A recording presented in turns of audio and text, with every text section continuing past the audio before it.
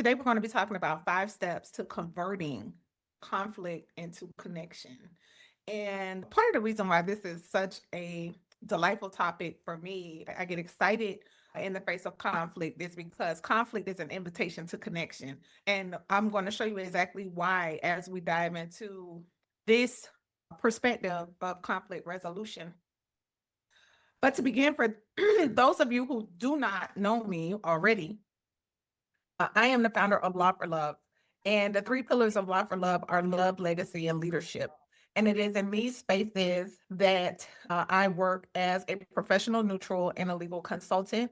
I am a certified arbitrator, a private mediator, and I do my work in navigating people through conflict into harmony in the areas of love, which is family law, legacy, which is estate planning and succession planning. Succession planning meaning how businesses plan for life after death, and leadership, which is how I support business owners and your capacity of being world changers. And that is what we do at Law for Love through the process of law, using law to advance the power of love in impacting our world.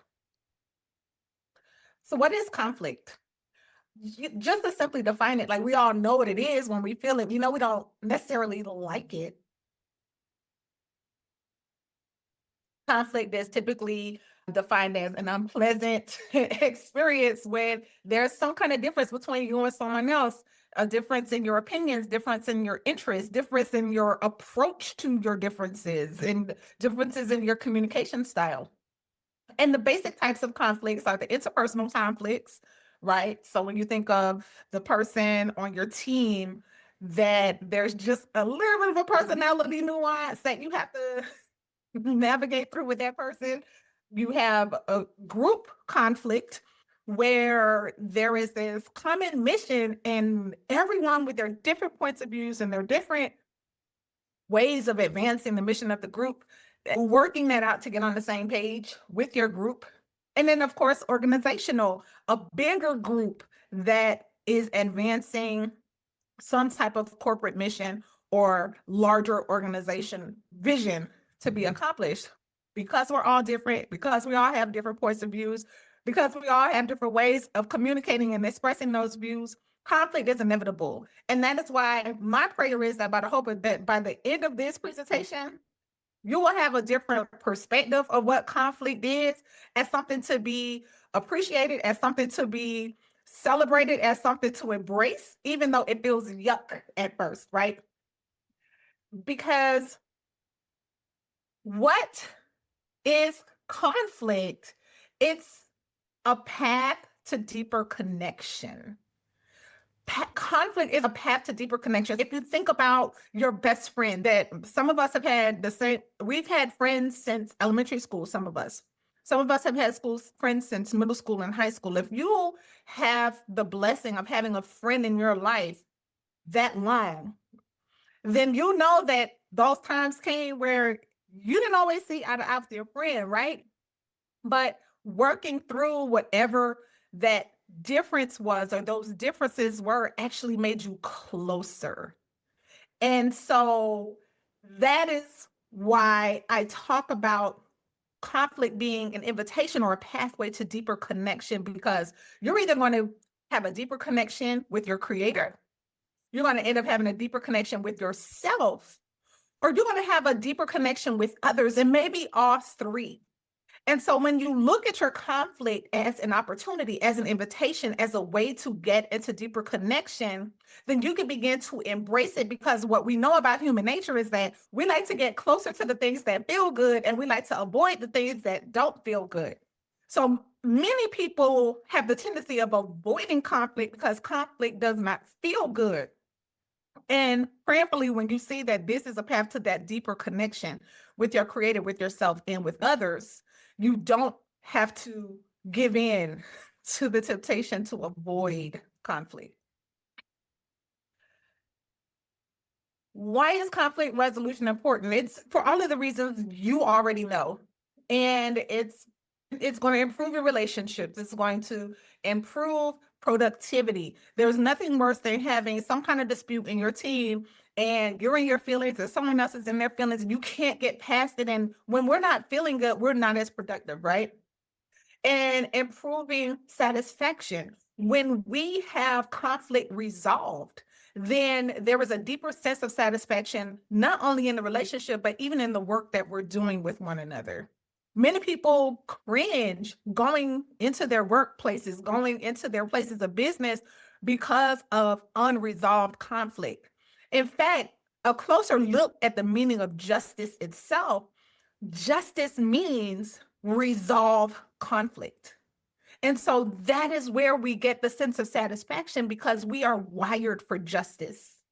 So there's a very positive impact here. Again, you all already know this. It's reducing your stress, it's enhancing your communication, and it's just making life better for you and for the common connection that you have with other people. And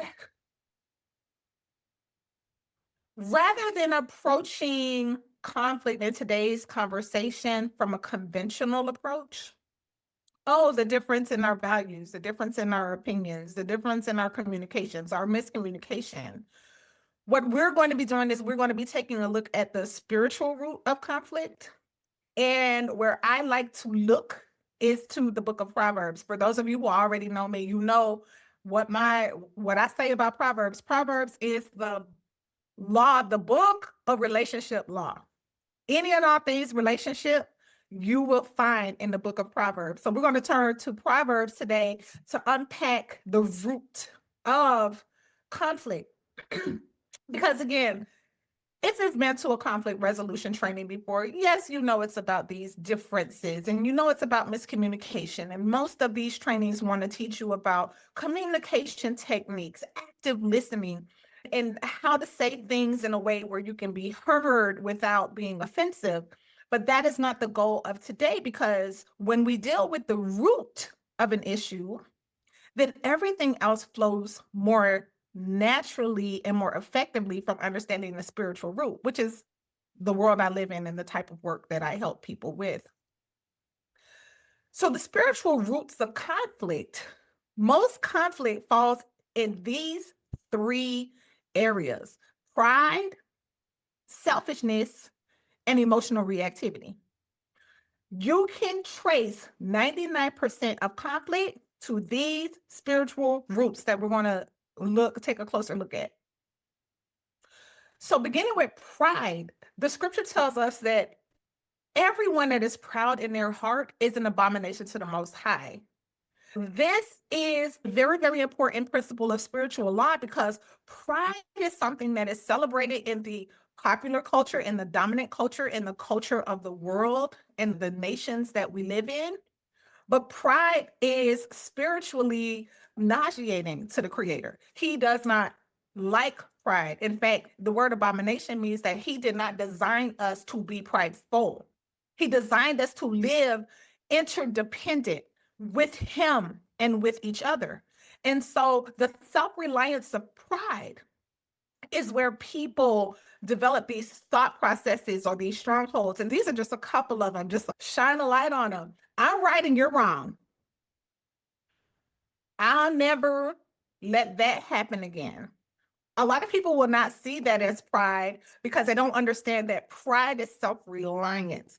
Pride is me taking the position how I'm going to protect myself from you. The things that I'm going to do to never let you hurt me like that again. You owe me an apology. These are the type of thought processes that are rooted in pride and which keep conflict going or unresolved between individuals. The next one is selfishness. And I put in parentheses victim because it's one of the more subtle forms of selfishness. Many people who walk around feeling victimized, everyone else is out to get them. They're always the one who someone else is mistreating.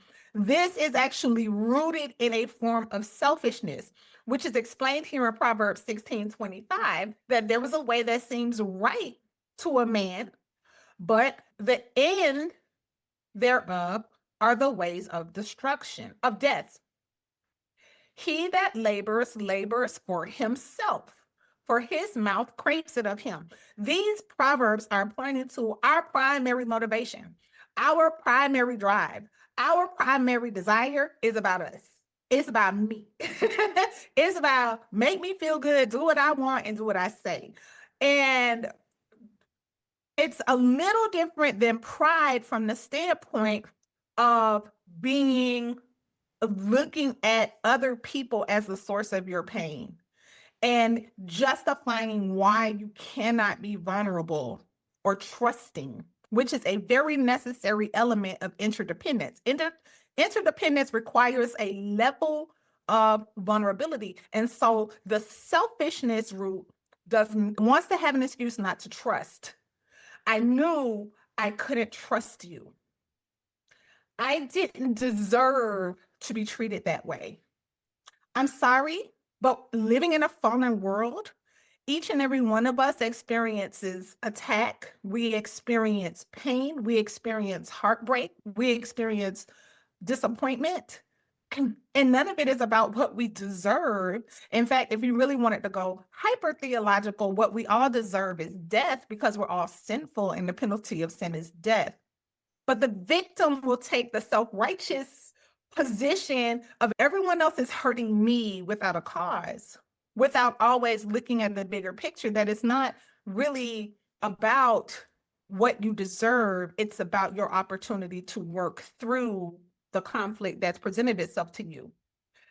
After everything I did for you, this is one of the, again, selfishness is a super subtle, victim mentality is super duper subtle, because the individual who is a victim, who is operating in conflict from a victim or a selfish mentality, keeps score, right? They want people to be beholden to them. I did this for you, I did this for you, I did this for you, then quick to throw things back up in your face because they are keeping score. What they are doing is coming from a self-motivated place, and it's coming from serving self, not from a place of seeking to serve others or serving the Most High. And then finally, there's the emotional reactivity source or issue that keeps conflict going. And a wrathful man stirs up strife. Strife is a word that just means the absence of peace. Strife and peace cannot coexist, like light and dark. When you come into a dark room, you turn on the light, the dark flees. The same exact law exists between peace and strife. Where there is strife, there is no peace. Where there is peace, there is no strife. And so this proverb here, 15 and 18, tells us that anger, right? Self-righteousness stirs up strife and robs the relationship of peace.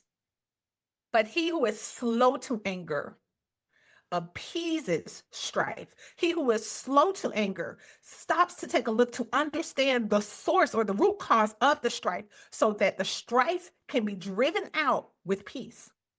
And here, when we look at emotional reactivity, I'm talking specifically about trauma responses, right? I'm talking about fight, I'm talking about flight, I'm talking about numbness. These emotional things that are happening in us when we're not getting justice in a broken situation, when we're not discussing the issue, when we're not clearing the air, when we're not coming up with ways for us to live in harmony together, or to at least develop an awareness about how we've offended each other, then these are the emotional reactions that many people fall into. Can anyone share what the common threads of these three roots of conflict are? Does anybody want to take a stab at it? What is the thread between these three common roots of conflict? One word.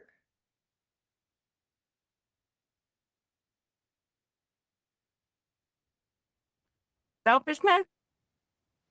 Selfishness is one of the roots. You can go ahead. The person themselves, the person that, what do I want to say? Yourself, you are the root. Self is the root. And then I'm going down, I'm gonna throw a clue out here for y'all. Adam and Eve are in the garden. They eat of the forbidden fruit. And then Adam experienced this thing when he realized what he did? Guilt. Shame. Close. Adam was blank. Regretful. Oh, I was gonna say remorseful. He was blaming. He was quick to Yes. blame his wife now. That's a whole nother conflict that we deal with over at the Law for Love, but the scripture Was it tells us shame? that I can't raise my hand, but was it shame? y'all are so close, and it's all of these things that y'all said are rooted in this thing right here. What's it, a I mentality? Me? Here. Oh, fear. Fear. Oh, fear. Fear. That was what I was getting ready to say before you put it on the screen. Fear. Fear. In Genesis, we read that Adam and Eve took up the forbidden fruit, and then Adam was afraid. Fear is the undercurrent of all conflict, family. Fear. And how do we know that? We know that because when you look at pride, what are you afraid of? You're afraid of being wrong. When you look at selfishness, what are you afraid of? You're afraid of someone having one up on you. When you look at emotional reactivity, what are you afraid of? You're afraid of looking weak. All of these behaviors are driven by fear. And the good news here is that the scripture gives us a prescription for dealing with fear. It tells us that there is a law, and this law is that love is the opposite of fear, and love is more powerful than fear. Fear is the emotion that the world uses to control, manipulate, and to dominate the masses. We know this because every time you turn on any kind of media, you are being presented with information that makes you want to do something about something you're afraid of. It is the most powerful way to control and manipulate. But the scripture tells us that the antidote to fear is love. Here in 1 John 4:18, there is no fear in love, but perfect love casts out fear, because fear has no torment. He that fears is not made perfect. So can you see the connection between learning how to navigate conflict and becoming perfected in love? Actually seeing one another as an opportunity for my love to be perfected. Because this is the assignment of my life. My assignment now is to figure out how to love for real. It's to figure out how to love unselfishly. How to figure out how to love without being afraid of the consequences, because love will always defeat fear. Do y'all see that? Yes. Definitely. And when we understand that love is the power to overcome fear and the power to resolve conflict, then we can begin using the keys to resolve all conflict. And those keys are told to us again in the book of Proverbs: mercy and truth. I'm telling y'all right now, it's super duper simple. It's hard to practice, but it's super duper simple. By mercy and truth, iniquity is purged. And by the fear of the Most High, men depart from evil. And when a man's ways please the Most High, he makes even his enemies to be at peace with him. What is this telling us? This is telling me that if I operate in mercy and if I operate in truth, my ways please the Most High. So there is no conflict that will remain unresolved in my life, because the Most High is going to cause peace to come into that situation where I am pleasing unto him. Why? Because I choose mercy and truth. Mercy in the world of justice is the opposite of wrath. What we do, we get angry because that is a form of judgment. Wrath is a form of judgment. You are wrong. So when you stepped on my foot on the subway and I yelled at you, it was like, you idiot, why did you step on my foot? Ouch. That is wrath. That is a judgment from a place of anger. But the very same situation, you step on my foot, it hurt. I say, ouch. in a way that brings you into awareness that you stepped on my foot. And rather than yelling at you and calling you an idiot, when you hear me say ouch, what is the response? Most people will respond to by you just saying ouch. Most people will just immediately say, oh my goodness, I'm sorry.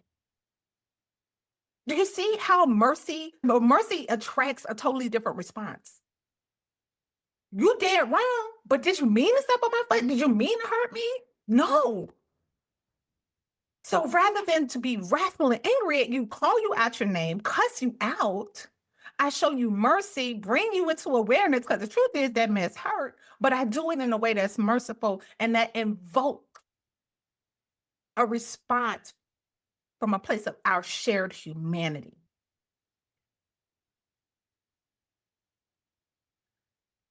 So how do you practice mercy and truth? To find connection from conflict. The first thing that you do is you extend mercy towards. So the other person is where I give mercy. Sometimes for those of us who we deal heavily with guilt and shame, you need to have mercy towards yourself as well. And that's another conversation. That's a deeper conversation. If you struggle with guilt and shame, you do have to learn how to practice mercy towards yourself. But generally speaking, when we're talking about a conflict with another person, extend mercy towards the other person. So mercy is outward, right? And considering, what are they afraid of? What is the other person afraid of that maybe they're not consciously aware of? Maybe they don't have the words to express. Maybe they're showing up as a little kid in this situation because they're really afraid of the consequences of a situation they don't know how to handle. When we see people in the framework of our shared humanity, that there are things that I'm afraid of, and there are things that they're afraid of, it changes our attitude and it makes it more natural to extend mercy when I see someone from a standpoint of what are they afraid of? And then I have to tell the truth about myself by exploring where fear is governing the way that I'm showing up in this conflict.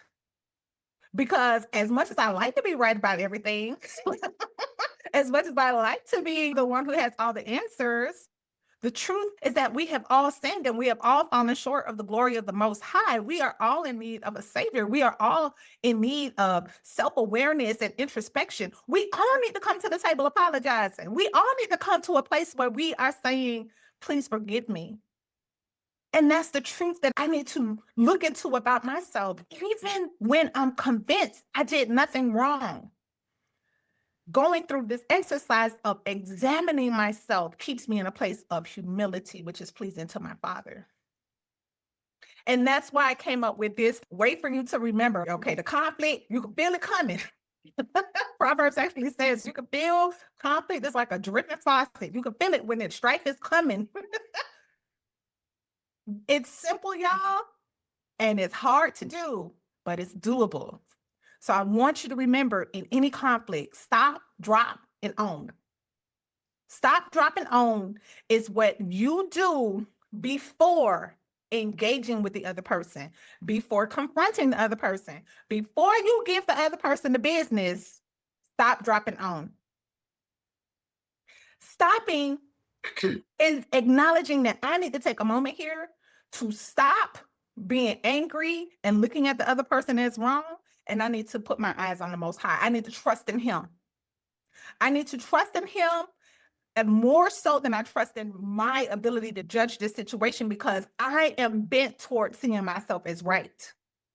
But I need to trust Him that He is working all of this out, bringing this conflict into my life so that I can grow closer to Him. I can grow in deeper connection with myself and maybe even with this other person.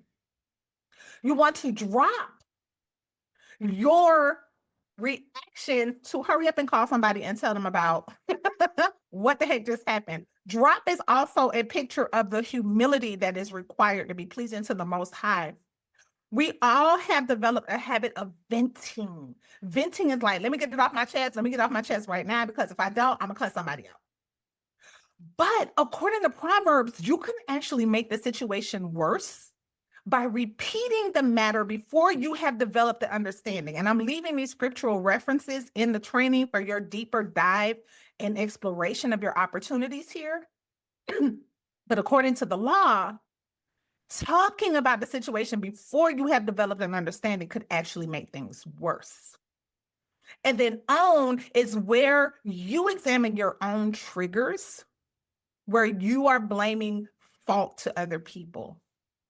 Because again, your default setting is that you always think you're right. This is what the Proverbs say.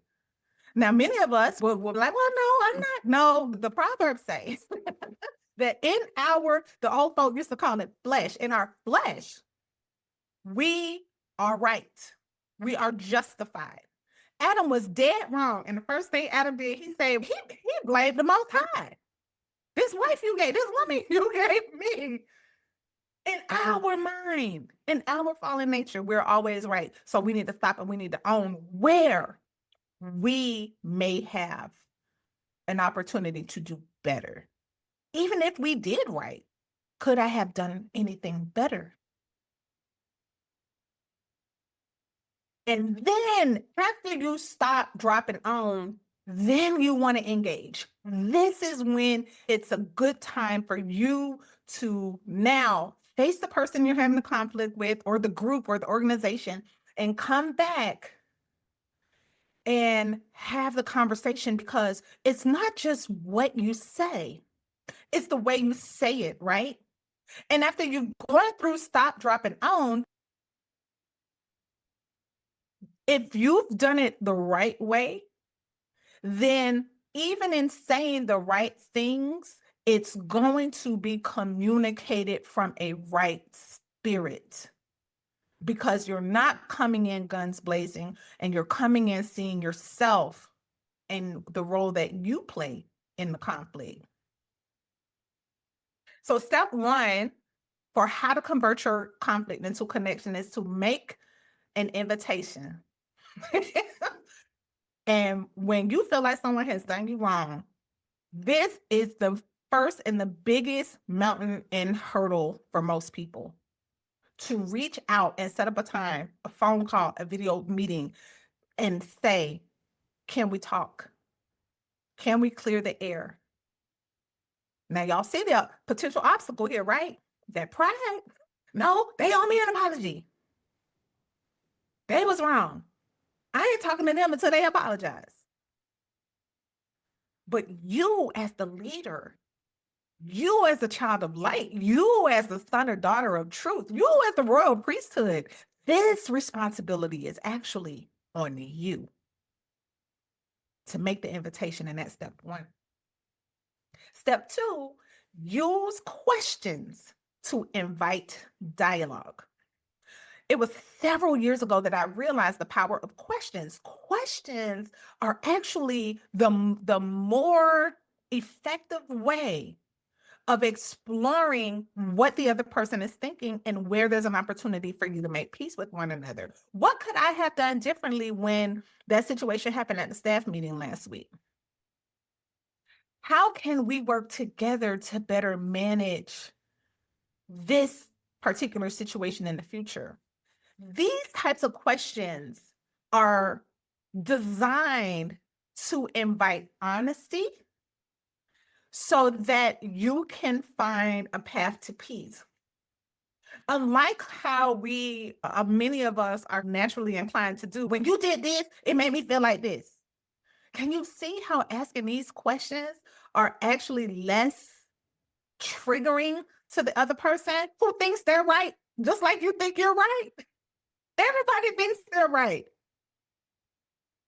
Can anyone here identify potential obstacles to practicing step two?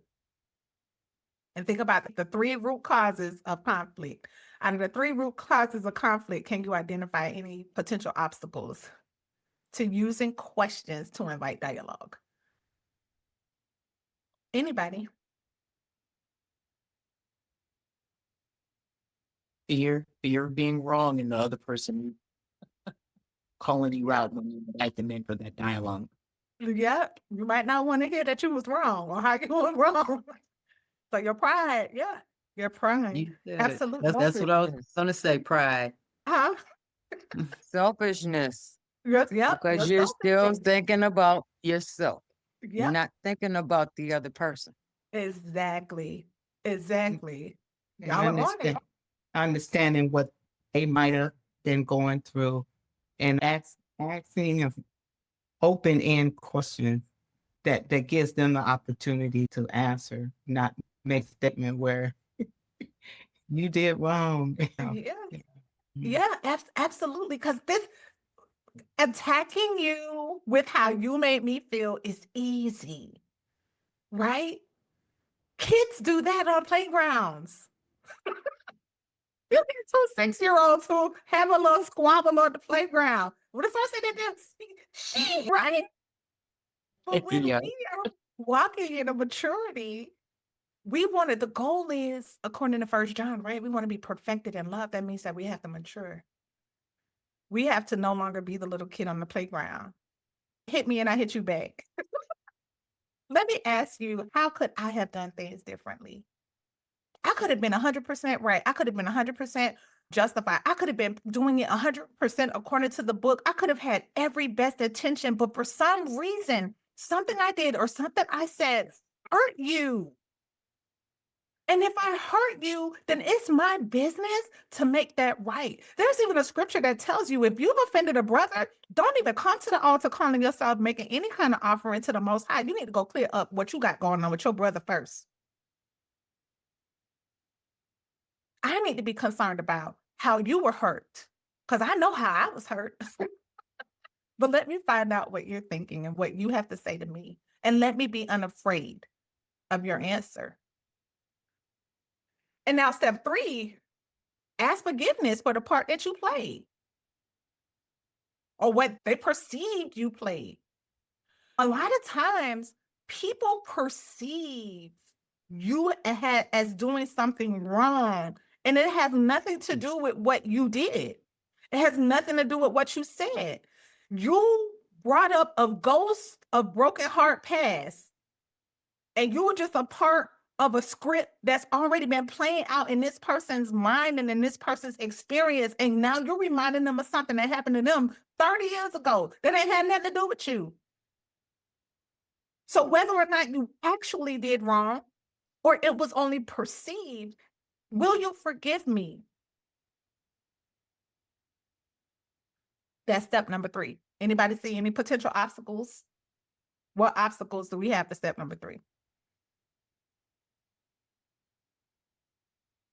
I'm thinking not want to admit that you're wrong, not want to take accountability, and when the other person is almost giving that olive branch, slapping it away. No, I still on that selfishness and that pride, pointing out what you did, how you hurt me in this situation. Selfishness and pride. Yep. What about emotional reactivity? What kind of emotion might be attached to an obstacle here? Remember the 3 emotions we talked about? Fight, flight, numb. I don't want to hear what you got to say. That's one right there. Yeah, I know that song real well. Oh, what the you gotta say? Yes, absolutely. So that's step 3. Ask for forgiveness. I'm trying to think. I don't think I've ever had a situation where I've asked someone if they could forgive me and they say no. No, actually forgive whether or not they go through the process. That ain't between me and them. That's between them and the Most High. That ain't got nothing to do with me, right? I cannot recall a time I've ever asked someone to forgive me. Not I'm sorry. This is different than I'm sorry. I'm sorry is something that people say when they realize that they messed up, but they haven't really processed what was wrong or decided that they won't do it again. So they say, I'm sorry, just to make you be quiet. No, will you forgive me?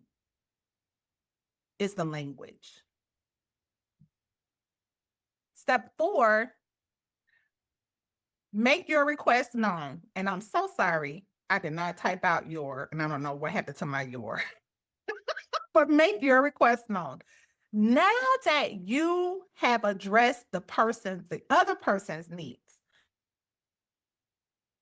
now that the other person now that they feel heard, they feel acknowledged, they feel the respect of your focusing on them first. Now you can come and say, this is how I was seeing things, and this is how you can help me do better because I don't do too well with this.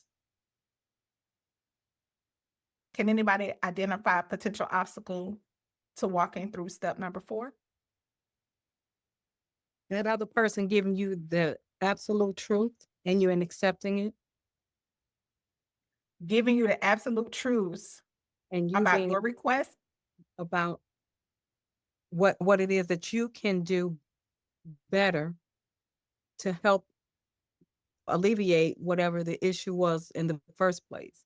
Because Okay, yes. So you're right. And that was where you come to them and you say, that was step 2. What can I do better? So there's the fear of you're going to tell me that I'm not as perfect as I thought I was. When you're coming and you're saying to them, hey, next time for me, this is how I need you to show up. That's what this one is. You've given them the respect of coming to them and saying, what could I have done differently?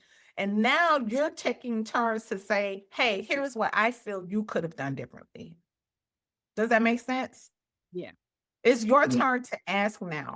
yeah, So what would be an obstacle to you coming out and asking?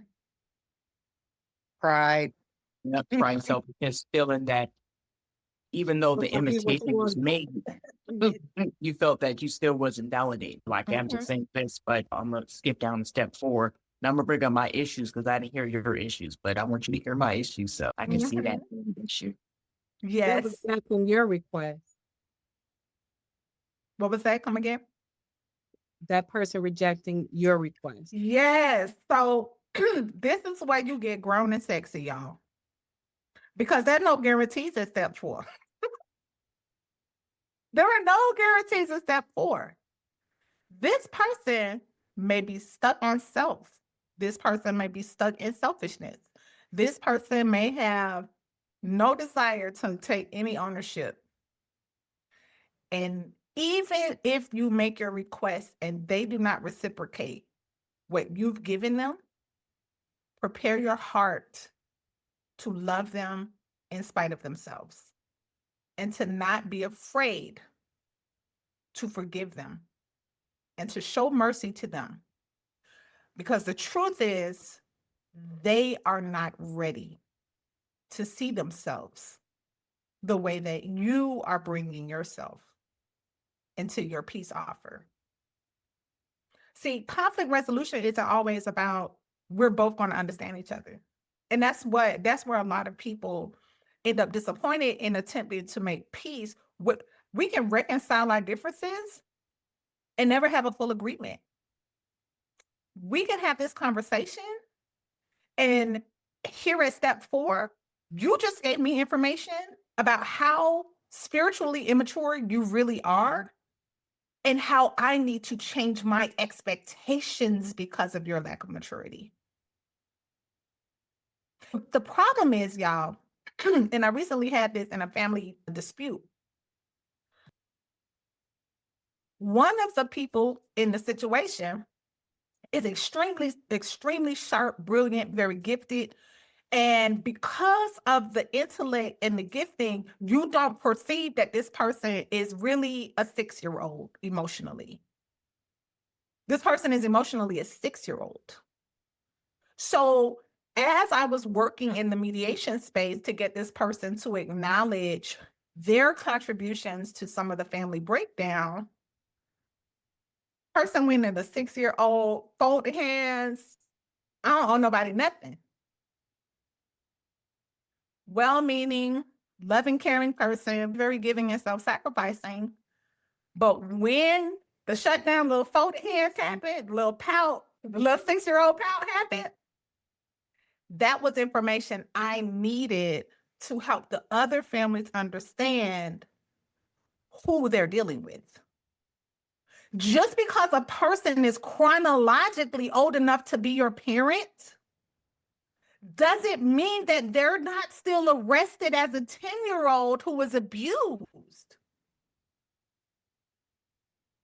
And at step 4, you might be getting that information so that you can adjust your expectations that this person is not mature according to their age, which is where you make more of a connection with the creator, more of a connection with yourself and your expectations, and more of a connection with showing grace and mercy, because you're really dealing with a person in arrested development. Do y'all see that? I see it. Mhm. Y'all, I work with elementary school kids all the time. I'm not even into school work, but I work with elementary school kids all the time in family spaces.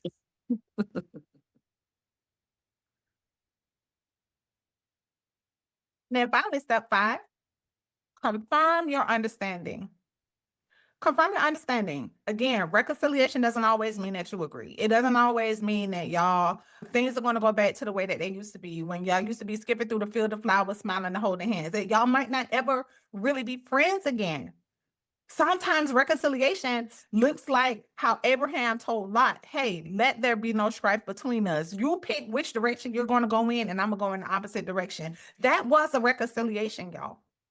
And whenever you have people who are led by the Ruach, who are children of light, who are children of the Creator, the Most High, who are walking according to perfecting our love and the way that we treat one another, whenever you are in obedience, if you have 2 people who are walking in obedience, then the Spirit of truth will always lead you to some form of reconciliation. But reconciliation, it does not always mean that you're going to agree. Can anyone identify obstacles to step 5?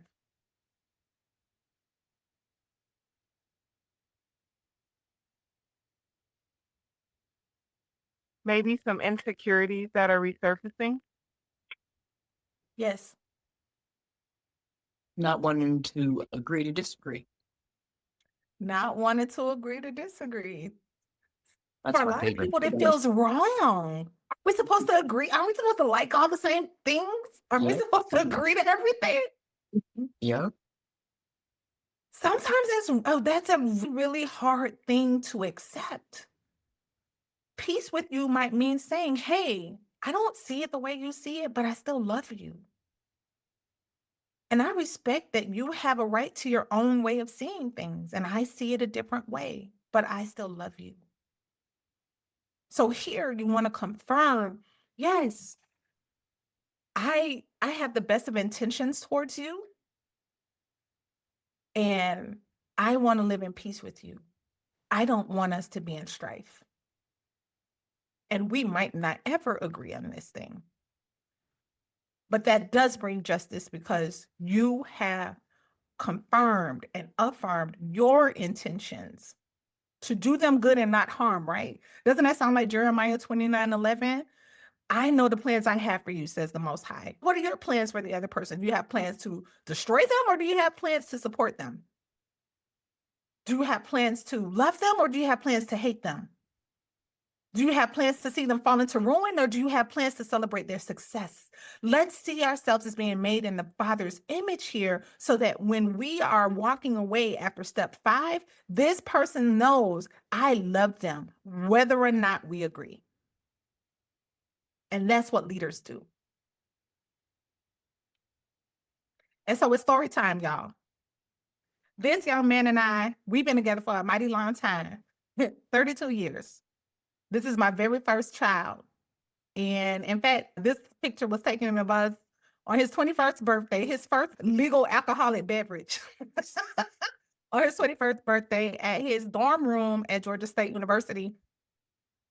And during my journeys into the ministry that we call Law for Love and all of the things that the Most High was walking me through to accepting and embracing the call that I have in the area of reconciliation and healing and deliverance, he began to notice, and it really began to make him feel some type of way because The other thing about my son is that my son lives a homosexual lifestyle.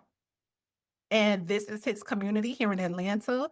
And this is where he's found acceptance, he's found meaning, he's found connection in the Atlanta homosexual community. So one day, I invited my sons to help me with witnessing an estate plan for some clients. And we had planned that we would go out for lunch afterward. But that particular morning, I had a very strong warning in my spirit to go and do something special for both of them. And I did. I went and I busied myself about getting some very meaningful keepsakes and gifts because it was a very heavy burden on my heart to do this one particular day. And I got them some very expensive journals, him and my middle son, and wrote some love notes to both of them in these journals. And we went out to lunch after we took care of my client, and my son hit me with the question. And he said to me, if I were to decide to get married, would you even come to my wedding? So my answer to him was, I honestly can't answer that right now, whether I would or not. But I would encourage you to make the choice that gives you peace. And I'm going to make the choice that gives me peace. Because I was becoming more and more aware at this point in time that I was being called into biblical scholarship, legal training, biblical legal training. And what he was asking me would essentially sanction something that I teach against, something that I teach others against, something that I know is against the law. And so for me, as an officer of the court of the kingdom, right, as the one who administers justice on behalf of the king, he was asking me to sacrifice my office in the kingdom for his lifestyle. And so what he decided to do, he decided to cut me off and not talk to me anymore, which was very painful because y'all, pictures like this one right here, I have more pictures of me and this guy than I have with me and my own husband. Me and him just like this.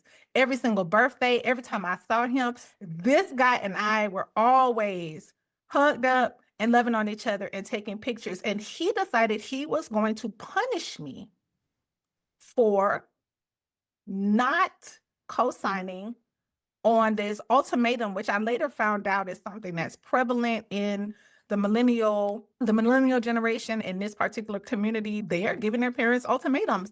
Their therapists are telling them, hey, if your parent loves you, they will be at your wedding. This is what's going on out here in these streets. So I had to stop. And I had to go to the Most High and I had to let him know, you know what, Father, I trust you. I'm not going to lash out at my son. I'm not going to demonize him for dishonoring his mother. I'm not going to guilt him and shame him for cutting me off for living according to my convictions and to the office that I know I'm called to serve in. I dropped and I began to recognize all of the places where I didn't show up for him, where he is now finding fault in me. And I resolved those things with the Father. In fact, even before he cut me off, I went on an apology tour with my kids. I was a teen mom. I traumatized my children. It was several years before the cutoff that I came to my son. I said, you know what? I realized that I traumatized you because I didn't know what I was doing. I didn't know who I was. And I'm not going to make excuses for that. I'm just going to ask you to forgive me, son. I had gone on my apology tour with him, but I had to own, and looking at the O, that the same thing my son was doing to me by cutting me off, I did the same thing to my mom. Cut my mom off for 2 years, got missing, y'all, disappeared, fell off the face of the earth.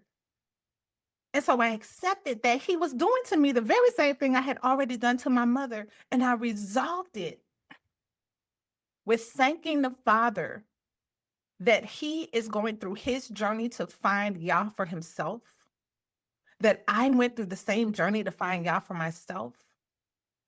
And even today, more than 2 years after the cutoff, I'm getting reports about his concerns for me. but he's still in his feeling. He's still angry, but he's trying to sneak around and get his little information to see how I'm doing from his brother.